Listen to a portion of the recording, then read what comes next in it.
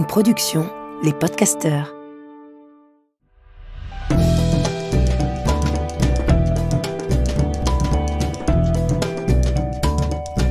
Histoire de mode. Histoire de mode. Histoire de mode.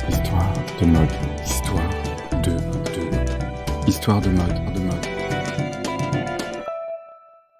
L'autoroute du soleil. C'est par Pierre-Ange Carlotti que j'ai entendu parler pour la première fois de Jacques Mus. J'avais rencontré Pierre-Ange à l'époque où il s'appelait James Van Becky. Je ne sais pas pourquoi il avait choisi un pseudonyme flamand qui semblait échapper d'un livre de Patrick Modiano, quand Pierre-Ange avait de beaux traits corses. Pierre-Ange m'avait contacté via MySpace, peu après la sortie de mon premier roman, Prostituée. Je ne sais plus de quoi nous avons discuté, et je me demande s'il reste encore, quelque part, sur un compte oublié, abandonné, des traces de ces échanges. On a fini par prendre un café au Flore, au début de l'été. Pierre-Ange m'avait ramené une cartouche de gitane blonde extra légère, de Corse, où elles étaient moins chères. On a parlé de Duras, de Guibert, mais aussi d'Angot qui nous avait tous marqués, et de Dustan, que je ne lisais pas. Pierre-Ange venait s'installer à Paris. Il avait trouvé un petit studio, pas très loin de chez moi, rue de l'Abbaye si je me souviens bien, dans ce petit renfoncement à côté du café. Pierre-Ange venait officiellement faire des études de droit, je crois, mais surtout pour écrire. Et on sentait qu'il avait ce regard-là, celui de l'écriture. Pour moi, c'était une période étrange, de transition, comme un rond-point à la croisée des chemins. J'allais avoir 30 ans, j'avais commencé à travailler chez les Cateaux, et je venais de sortir mon premier roman, dont on parlait beaucoup. Je venais de me séparer de Florian, mais j'avais trouvé par miracle une petite chambre de bonne, et je me suis confronté à la solitude. Antoine n'était plus là depuis longtemps, Constance non plus. Je venais d'enquêter pendant 2 ans pour l'écriture de ce livre, et lorsque je m'étais réveillé, la vie avait fait le vide. C'était peut-être ce qu'on nommait le virage de la trentaine. Toujours est-il que, lorsque Pierre-Ange m'a proposé de sortir, j'ai souri et j'ai accepté. J'ai toujours été fasciné par la facilité avec laquelle certaines personnes s'entourent de gens avec qui ils semblent tisser des liens très forts. Pierre-Ange était entouré de tout un tas de gens charmants. Je me souviens qu'en les observant, un soir, au Café de la Perle, dans le Marais, je m'étais dit que c'était la nouvelle jeunesse, une nouvelle génération, la première à grandir avec les premiers réseaux sociaux et avec un téléphone portable à la main. Je me demandais comment Pierre-Ange avait fait pour se faire autant d'amis parisiens, lui qui venait à peine d'arriver de son île. Pierre-Ange était entouré de garçons beaux et pétillants, qui enchaînaient les histoires d'un soir ou d'une heure ou deux, avec aisance et liberté, et de filles très belles, qui fumaient des cigarettes d'un air désabusé, mais qui, au fond, étaient plus romantiques qu'elles ne voulaient bien le prétendre. Je les ai suivies dans tout un tas de fêtes dont j'ai oublié les noms et les lieux, mais je me souviens que pour la plupart, je ne les connaissais pas. Je découvrais à leur côté de nouveaux territoires, mais aussi de nouveaux visages, de nouveaux regards. Et j'ai réalisé à quel point une nouvelle génération se construit selon sa propre géographie, avant de disparaître, à son tour, au profit d'une autre, ne laissant que ça et là des vestiges d'un temps passé, de fait que tout le monde avait déserté. Je n'ai pas rencontré de garçon à ces soirées. Je ne pense pas avoir flirté avec quiconque, d'ailleurs. Je crois, de toute façon, que j'avais très peur de tomber sur quelqu'un qui me rappellerait Antoine. Et un soir d'hiver, alors que nous étions tous dans le même taxi, sur le chemin d'une soirée, lorsque la voiture a traversé la Seine, je lui ai demandé de s'arrêter et je suis descendu. Je me suis excusé auprès de Pierre-Ange et de ses amis, prétextant que j'étais fatigué, et je suis rentré. Je ne les ai plus jamais revus. Un soir, je suis descendu du train qui n'était pas le mien.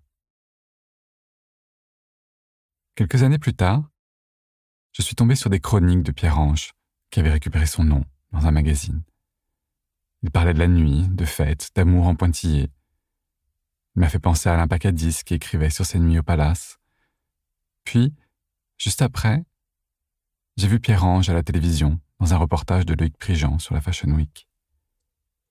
Pierre-Ange aidait un ami qui s'appelait Simon et avait lancé sa marque, Jacquemus. Loïc Prigent les suivait dans la préparation de son défilé qui avait lieu dans une piscine municipale. Bien évidemment, c'était l'agitation. Jusqu'à ce que des filles de leur époque, aussi affranchies que romantiques, défilent sur Isabelle Adjani chantant Pulmarine. Pierre-Ange était là, dans un coin de l'écran, et j'ai compris que lui aussi avait changé de route. Au fond, on s'était rencontrés sur un échangeur d'autoroute, le temps d'une pause, d'un dîner. Puis nous avions repris la route.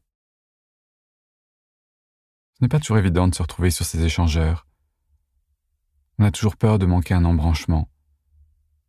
Mais parfois, alors qu'on pense se tromper de chemin, le destin vous met sur votre voie. Par un drôle de hasard, j'ai recroisé Pierre-Ange pile à la fin de ma mission chez les Cathos, tout à la fin, lorsque j'étais menacé par les intégristes. Pierre-Ange exposait ses photos à la galerie Antonine Katseflis, rue Saint-Roch. Une amie m'avait invité au vernissage. J'avais enfin obtenu une protection, j'ai donc pu y aller. Pierre-Ange exposait des portraits de ses amis, de ses nuits. Les photos ressemblaient à des instantanés, pris avec un appareil photo jetable. Mais aussi brut, aussi simple semble son travail, il n'en était pas moins doté d'une grâce qui faisait toute la différence. L'exposition s'intitulait « Bored and Naked » et dévoilait l'intimité d'une génération qui avait décidé de ne rien cacher. J'étais sincèrement heureux pour Pierre-Ange. Pierre-Ange est sorti pour venir m'embrasser. Il m'a présenté Simon, qui était à côté de moi. On a échangé quelques mots. Simon était habillé tout en blanc, avec l'accent chantant du soleil, mais la détermination de ceux qui bâtissent en ville. J'aurais voulu m'attarder un peu, boire des coups et fumer des cigarettes sur le trottoir. On était au printemps. Dans l'air flottaient les premières promesses d'été. J'aurais voulu, oui, le temps d'une soirée, m'attarder sur cet échangeur d'autoroute et discuter avec des gens charmants qui empruntaient l'autoroute du soleil. Mais on m'a fait signe. C'était dangereux de m'attarder. Je suis rentré. De toutes les photos de cette exposition, me reste en tête le portrait de Jacquemus. Cette photo de lui, jeune homme, torse nu, dans une calanque de Marseille sans doute, devant un ciel bleu, le regard déterminé. J'ai lu il y a quelque temps, je ne sais plus où, sur Instagram sans doute, une phrase de Simon, une phrase très simple où il disait que sa mère le déposait à la gare, qu'arrivé à Marseille, il rejoignait des amis, achetait une canette, puis passait son après-midi à sauter de la corniche. C'était aussi simple que suggestif, une phrase de roman. J'ai réalisé que les jeunes gens modernes d'aujourd'hui écrivaient des romans contemporains sur de nouveaux supports, à leur façon. Il y a quelque temps, à l'anniversaire de Flavie, une amie, j'ai vu que la fiancée de son fils portait fièrement en bandoulière un sac Jacquemus mauve. Je crois que depuis Xulibet, aucun créateur n'a à ce point réussi à se faufiler dans le vestiaire, dans le quotidien des jeunes. Simon a pris l'autoroute du soleil, en sens inverse, et est venu à Paris, les bras chargés de lavande, de blé, de calanques, de fruits frais, de musique italienne, de baisers à la tombée de la nuit, de fêtes sur la plage, de souvenirs d'enfance, de rires et de désirs, de toute cette poésie faite de désir et de tendresse, qu'il a emballée d'un bout de tissu, comme on le faisait autrefois sur le marché, griffé Jacquemus.